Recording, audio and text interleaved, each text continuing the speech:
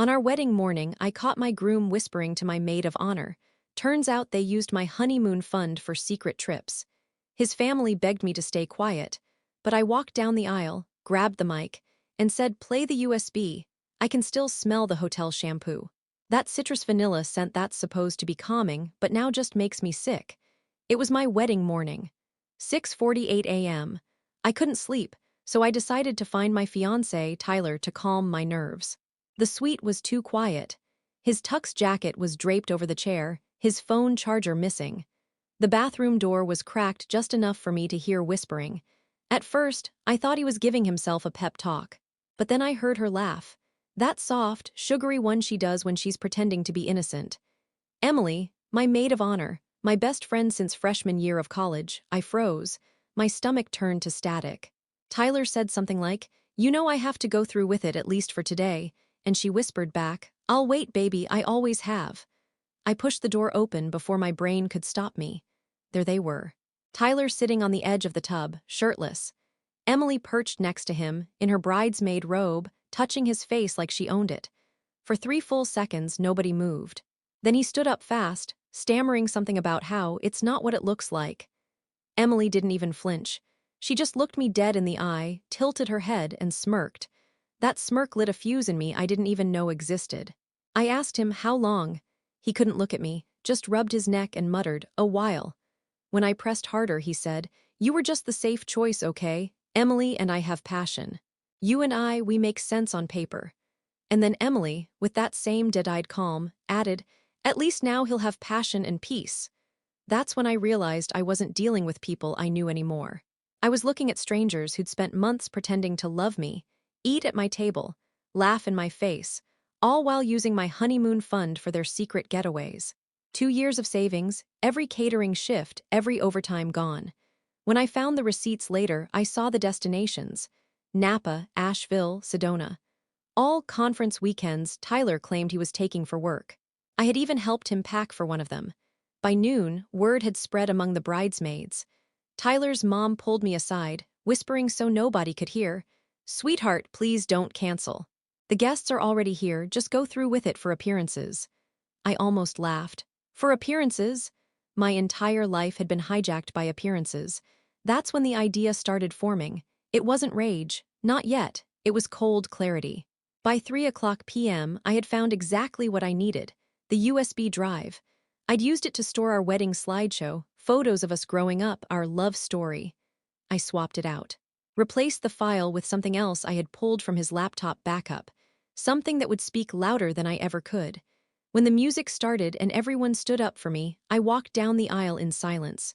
No flowers, no bouquet. Just that tiny black USB drive in my hand. And when I reached the altar, instead of taking his hand, I turned to the crowd, grabbed the mic, and said, "Tyler and I met when I was 24 at a mutual friend's engagement party in Charlotte, North Carolina. He was the kind of guy everyone liked instantly: loud laugh, steady eye contact, that fake humility men wear like cologne." I was quiet, still finding my footing after a breakup, and he made me feel like I was finally seen again. He wasn't just charming, he was steady. He worked in marketing, wore button-ups that were always ironed, said things like, "I'm looking for something real." I believed him. For 2 years, I built a future around that illusion. Emily had been in my life even longer. We met in college at UNC. She was the wild one, always a little reckless but impossible not to love. She was the person who got me through heartbreaks, bad jobs, my mom's cancer scare. She was family, so when Tyler proposed at Freedom Park, under the same oak tree where we had our first date, Emily was the first person I called. She screamed through the phone, "You're going to be my sister." She helped me plan everything: the dress fittings, the tasting, the floral arrangements.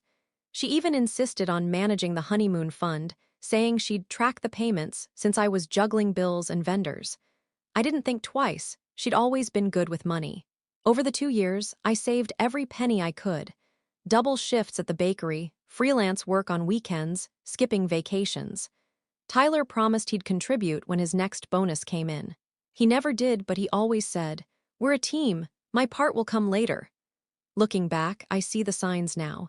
The business trips that always happened when Emily had to visit her aunt in the same city. the inside jokes they'd share when I walked into a room. The one night Emily drunkenly told me, if I hadn't introduced you too, he'd probably have ended up with me. I'd laughed then, thinking it was just her usual dramatic humor. My parents loved Tyler, said he was solid husband material. My dad even gave him his old cufflinks for the wedding. That memory still stings, the pride in my dad's eyes when he handed them over. The morning I caught them, it was like the entire past rewrote itself. Every I love you, every best friend forever, turned into something rotten. When I saw those receipts, the ones they booked through my account, I realized how much effort they'd put into keeping it secret. They'd even named one of their trips Project Hazel, like it was some inside joke. My middle name is Hazel. I kept quiet the rest of that morning. Didn't cry, didn't scream. I smiled through my makeup trial, let the hair stylist curl my hair, all while replaying their words. You were the safe choice. At least now he'll have passion. By the time the wedding coordinator said, "You're up next," I knew exactly what I was going to do. Because 2 days before, while finalizing the slideshow, I'd backed up Tyler's laptop, just in case the files got corrupted. What I found in his work folder wasn't just receipts, it was everything. Texts, photos, videos, screenshots of him and Emily.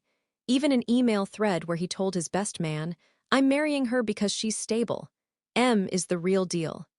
So when I held that USB drive walking down the aisle, I wasn't holding heartbreak anymore. I was holding proof. And everyone, his family, hers, every fake friend who smiled in my face, was about to see the truth play out in high definition. The ceremony hall was packed. Around 120 people, family, coworkers, college friends, all smiling, whispering, waiting for the moment I'd say, "I do." The air smelled like lilies and perfume, too sweet to breathe. Tyler stood there at the altar, pretending nothing was wrong. His grin looked rehearsed, like he was trying to charm the whole room at once. Emily was just a few feet away, holding my bouquet, her eyes steady on me. No guilt, no shame. Just control. I could feel my hands shaking around the USB drive. My maid of honor dress she'd picked out for herself, pale gold, glimmered under the lights like a slap in the face. When I reached the altar, the music faded, and Tyler reached for my hand. I didn't take it. The whispers started immediately. His mom's fake smile faltered. Emily blinked twice, probably realizing something was off. I leaned into the mic, my voice surprisingly calm. "Before we start, I'd like to share something special with everyone." The DJ looked at me, confused. "Plug this in," I said, handing him the drive. "Play the slideshow file named Forever." Tyler's face turned white instantly. He tried to grab the mic, muttering, "This isn't the time, babe." I just said, "It's exactly the time." The screen behind us flickered. The crowd quieted. For a moment, it was just soft music, the first few photos of us as a couple. Dates, vacations, birthdays, everyone smiled, relieved. And then the slideshow changed. Text messages filled the screen, screenshots of Tyler's phone. Messages between him and Emily. "Can't wait to see you this weekend. She still thinks I'm in Atlanta. Wish it were you walking down the aisle." The gasp started. My aunt covered her mouth. The pastor froze mid-smile. Then came the photos, selfies, hotel rooms. Emily in lingerie I recognized because I bought it for myself. One of them laughing together, holding champagne, the words "honeymoon fund," well spent written in the caption. Tyler lunged toward the DJ booth yelling, "Turn it off!" But the man hesitated. My best man, God bless him, blocked Tyler's path and said, "Nah, man, let it play." When the final slide came up, it was an email Tyler to Emily. "She's the kind of woman you build a resume with. You're the one I'd burn it all for." The silence afterward felt like a bomb had gone off. Emily's face flushed red. She dropped the bouquet and whispered something to Tyler. He looked at me, jaw clenched, like I was the one who'd humiliated him. His mother started crying, not out of sympathy for me, but out of embarrassment for her son. My mom stood up from the second row, eyes full of fury, whispering, "Good girl." I took the mic again. "This wedding's off, but please, everyone enjoy the food. I paid for it. Might as well get something out of the last 2 years of my life." Then I turned, walked out of the hall, and didn't look back. Outside, I could still hear the chaos. His father shouting, Emily's friends crying, people arguing about whether it was real.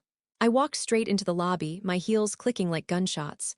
By the time I got to my car, my phone was blowing up. Tyler, his mother, even Emily. We need to talk. You didn't have to humiliate us. You'll regret this. But the thing is, I wasn't done yet. That slideshow was just the start. The humiliation was public, but the destruction, that was going to be personal. And I already knew exactly where to start. After I left the venue, I drove straight to my sister's apartment and crashed there for the night. I turned off my phone, ignored the pounding headaches, the endless calls, the messages from mutual friends saying things like, "You're so brave," and "I can't believe you did that." The next morning, I turned my phone back on mostly out of curiosity. Hundreds of texts, but one notification stood out, an email from the bank. The subject line said, "Alert! Unrecognized withdrawal from joint account." At first, I didn't think much of it. Tyler and I had opened a joint account for wedding expenses. But when I logged in, my stomach dropped. The balance, nearly $14,000, was gone, completely emptied. The transactions showed up as transfer to external account. The recipient? Emily Carson. That's when it hit me. They didn't just steal my honeymoon fund, they cleaned out everything we had left.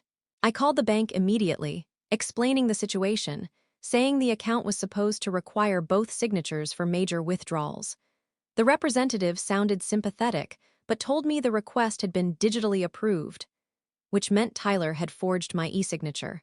I sat there staring at the screen, shaking. 2 years of savings gone overnight. Then my phone rang again. This time it was Emily. I almost didn't answer, but something in me wanted to hear her voice. She sounded too calm. "You didn't have to make a scene like that," she said. "You could have just walked away quietly." I laughed bitterly. "You stole my fiancé and my money." She sighed like I was being unreasonable. "Technically, it was his account too. You can't really claim theft." That sentence, those words, made me realize just how deep this went. She wasn't just complicit, she was strategic. I hung up before I said something I couldn't take back. Then I went to the apartment Tyler and I had been renting together. His stuff was still there, suits, shoes, work files, but the safe in the closet was open. My passport and birth certificate were gone. And on the kitchen counter was a note written in his messy handwriting. "You made this ugly. I hope it was worth it." I stood there for a long time, just staring at those words, feeling something in me finally break. That night, I drove to his parents' house to return the engagement ring. His mother opened the door and said, "I hope you're proud of yourself. You humiliated our entire family." I laughed right in her face. "Your son stole from me. You should be grateful all I did was embarrass him." She crossed her arms and said, "If you go public with this, he'll lose his job. His company won't tolerate this kind of scandal." That was when the first spark of my real revenge lit up. Because Tyler didn't just work for any company, he worked for his uncle's firm, where reputation was everything. And I had all the digital proof I needed. The forged signature, the emails, the videos, the bank transfers. But there was something even darker I hadn't realized yet. When I started digging deeper into those conference trips, I found flight receipts paid for by someone else's corporate card. Not Tyler's, not Emily's, his uncle's. It wasn't just cheating. It wasn't just stealing. It was fraud. And if I was right about what I was seeing, then my ex-fiancé's betrayal was about to ruin far more than just my wedding day. I didn't sleep that night.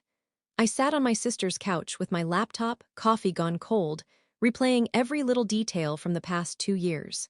Every work trip, every unexplained receipt, every time he brushed off questions with that smug little smile. By 3 a.m., I'd mapped out everything: dates, locations, transfers. The pattern was obvious now. Tyler had been using his uncle's company credit card for at least 6 of his business trips. And Emily's name kept showing up on the hotel invoices. That's when I stopped feeling heartbroken. I started feeling focused. Step 1. Gather evidence. Step 2. Make sure it hurts. I pulled every email, every text, every receipt into a single folder on my computer. Then I added screen recordings of the bank statements showing the forged withdrawal from our joint account. It wasn't just personal betrayal, it was embezzlement. The next morning, I called a friend from college, Danielle. She worked in compliance at a different firm in Charlotte. I didn't tell her everything, just that I suspected financial misconduct. She told me exactly what to compile if I wanted to file a formal report. I spent 3 days building that report. I made copies of everything, on USBs, cloud backups, even a physical binder. I wasn't going to let either of them gaslight me out of the truth. While I worked, I kept getting messages from unknown numbers. Things like, "You're ruining lives. You'll regret this when people see what you're really like. He's already moving on." I recognized Emily's tone immediately. I didn't respond. I just smiled to myself because she had no idea what was coming. On the fourth day, I emailed the evidence package to his uncle directly. No message, no explanation, just a subject line that said, "You should see what your employee's been charging to your card." Within 24 hours, I got a response. It was short. "Thank you for bringing this to my attention. This will be handled internally." That same afternoon, Tyler's LinkedIn profile went dark. His company email bounced back. But I wasn't done. Not yet. Because the money he stole from me was still gone, and Emily was still sitting pretty, probably thinking she'd won. So I went to the police with my bank documents and filed a report for fraud and identity theft. The officer who took the report actually paused halfway through reading and said, "Wow, he really did you dirty." I said, "Yeah. And I'm not done doing him back." A week later, I heard from one of the bridesmaids. Apparently, Emily and Tyler were still together, living at his parents' lake house, until things blew over. She said they were posting photos like nothing happened. That was fine. Let them get comfortable, because I had one more card left to play, one that would hit them harder than any public scandal could. When I went through the backup of Tyler's laptop, I'd found something that didn't make sense at first, a folder labeled tax stuff. Inside, there were fake invoices, dozens of them made out to fake contractors. And a few of those contractors had the same mailing address, Emily's apartment. It wasn't just fraud anymore. It was money laundering. So I printed everything, sealed it in an envelope, and mailed it, not to the police this time, but to the company's legal department, the IRS, and one local news station that loved corporate scandal stories. And then I waited. It took about 2 weeks for it to all start unraveling publicly. But right before the news broke, before it all blew up in their faces, Tyler showed up at my door for the first time since the wedding. And the first words out of his mouth weren't "I'm sorry." They were, "You have no idea what you've just done." He looked different, gaunt, like he hadn't slept in days. I opened the door just enough to see him, but not enough for him to step inside. He ran a hand through his hair, pacing on my porch like a man trying to hold himself together. "You shouldn't have sent those files," he said. "You don't understand what's happening." I crossed my arms. "You mean I don't understand how you and my maid of honor used me for 2 years?" He flinched but kept talking. "It's not what you think. It wasn't just me. There's more to this than you know. You need to stop digging before you get pulled into it." I laughed. "Pulled into what? The fraud, the theft, the lies?" He lowered his voice. "You think it was just me and Emily. You think I'd risk everything just for her?" He looked over his shoulder like someone might be watching.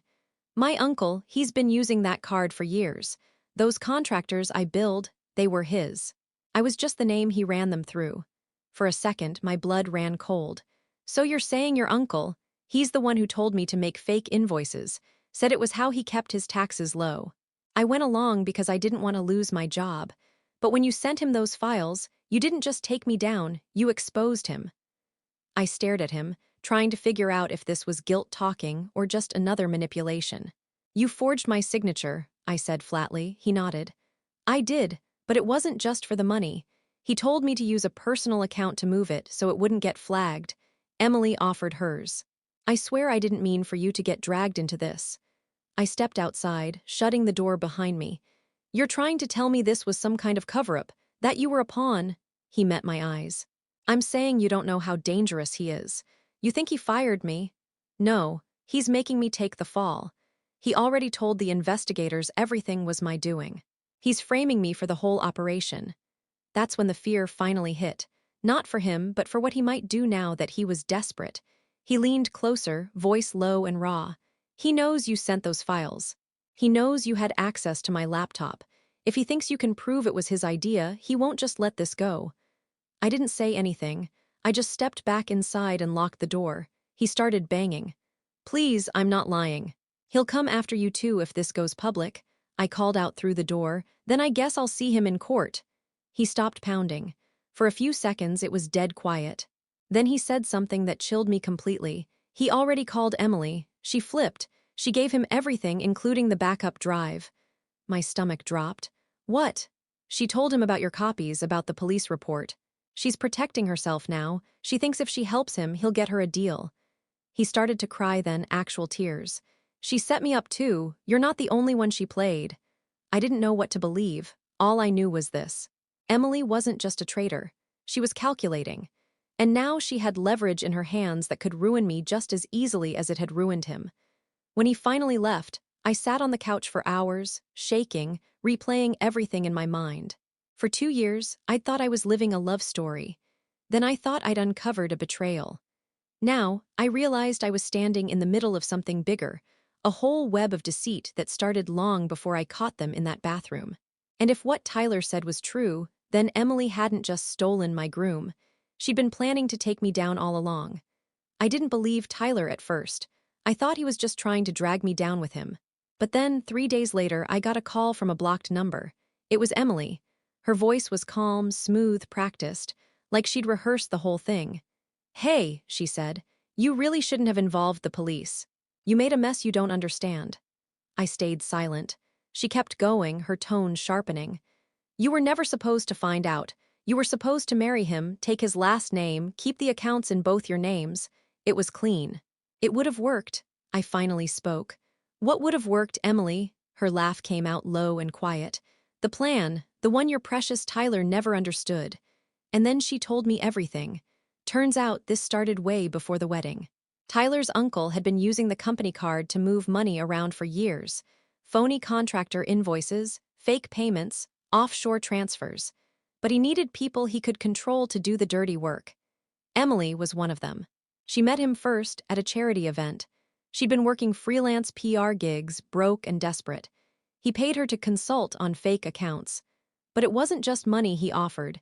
He promised her influence, status, and a path into his family circle. When she introduced me to Tyler, it wasn't random. She already knew he was next in line at the firm. I was just convenient, a clean face, a distraction. "You were perfect," she said, like she was complimenting me. "Sweet, naive, trustworthy, the kind of woman no one would suspect of knowing anything." I couldn't even breathe. "So you set me up." "Not at first," she said. "But once you got engaged, we realized you'd be the perfect buffer. Your name on the accounts, your signature on the wedding fund. You'd take the fall if anything went wrong. That's why I pushed for the joint account, the honeymoon fund, everything in your name. You thought I was helping you."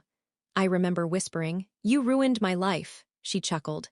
"No, I saved mine. I was supposed to be disposable to him, to Tyler, to his uncle. But I learned to play smarter. You were just the first piece I moved." I asked her what she wanted from me. She said, "To walk away, to stop talking. You've already made too much noise. If you keep digging, you'll drag yourself into this investigation, and guess who's still legally tied to the fraudulent accounts? You." She hung up after that, leaving me shaking, furious, and terrified. I didn't know whether to scream or cry. Everything I thought I knew about my own life had been engineered by someone I'd called my best friend. Every smile, every brunch, every "I love you, girl" had been rehearsed to keep me compliant. The real reason she went after Tyler wasn't because she loved him. She didn't even like him. He was just her access point. But the thing that gutted me most? She'd been sleeping with his uncle, too. That's why she flipped so fast when things fell apart. She wasn't protecting Tyler. She was protecting the man funding her entire scheme. She'd played all of us. Me, Tyler, and the uncle. She was using Tyler's downfall to clean up loose ends, and I was next on her list. That night, I sat on my bedroom floor surrounded by files and screenshots, staring at the mess of my life. But beneath the fear, there was something sharper, cold, and precise. Emily wanted me to walk away quietly, to be the collateral damage. She forgot one thing, though. I had the one thing she didn't expect me to have, a video. A video that would burn every bridge she'd built, and I hadn't sent it yet. The video was buried deep in the backup folder I'd copied from Tyler's laptop, when I hadn't noticed at first because it was mislabeled as training footage. When I finally opened it, I saw exactly why he'd hidden it, and why Emily had panicked when things started unraveling. It wasn't just Emily and Tyler. It was Emily and the uncle. They were in his office after hours. He was sitting behind the desk, talking to her about the invoices, the fake accounts, everything. She wasn't some victim trying to survive, she was orchestrating it.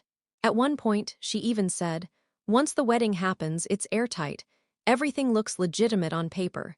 She'll be the one holding the bag if anything gets traced. And he laughed. You're ruthless, I like that. That was my proof. The moment everything clicked, she wasn't scared of me exposing her. She was scared because I was the only one who could prove she was the mastermind. So I made a plan, simple, surgical, and irreversible. I waited 2 days, long enough for the tension to settle. Then, on a Sunday morning, I uploaded the video to an anonymous file-sharing site and scheduled it to send automatically to 3 email addresses. The company's legal department, the IRS investigator handling the fraud case, and the local news station already sniffing around the story. But I didn't stop there. I attached a time-stamped letter explaining everything: the timeline, the forged documents, the stolen honeymoon fund, and the fact that Emily and the uncle were romantically involved. I didn't use my name anywhere. Just evidence. Cold, clean, undeniable. When I hit schedule, I felt something I hadn't felt in months: peace. The fallout came fast. By Tuesday, the video was viral on every Charlotte news site. Corporate embezzlement scandal tied to family firm, insider affair exposed. The uncle was suspended pending investigation. Emily's name hit the reports within 48 hours. She tried to claim it was deep-faked, but the timestamps, the voice recognition, the office background, all of it matched perfectly. The firm cut her off. Her accounts were frozen. Tyler's uncle threw her under the bus publicly, calling her a manipulative outsider. Tyler himself ended up cooperating with the authorities, handing over what was left of his correspondence to save himself from prison time. And the best part?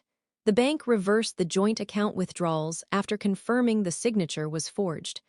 I got every penny of my savings back, plus a restitution settlement I hadn't even asked for. 2 months later, I moved out of Charlotte. New job, new apartment, new start. No contact with any of them. I heard through mutuals that Emily tried to skip town, but the charges followed her. The uncle's firm collapsed under audit. Tyler's working at a car dealership now, still trying to convince people he was trapped in something bigger. I don't care anymore. Sometimes I still think about that morning in the hotel bathroom, how it all started with a whisper and a smirk. I used to think I'd never recover from that image. But now, when I remember it, I see it differently. That moment wasn't the end of my story. It was the beginning of theirs. And theirs ended exactly the way people like that deserve: exposed, alone, and terrified of the truth. As for me, I got my life back, my peace, my freedom. And when I finally deleted the last file, the last message, the last photo of them, I smiled and said out loud, "Guess I was never the safe choice after all."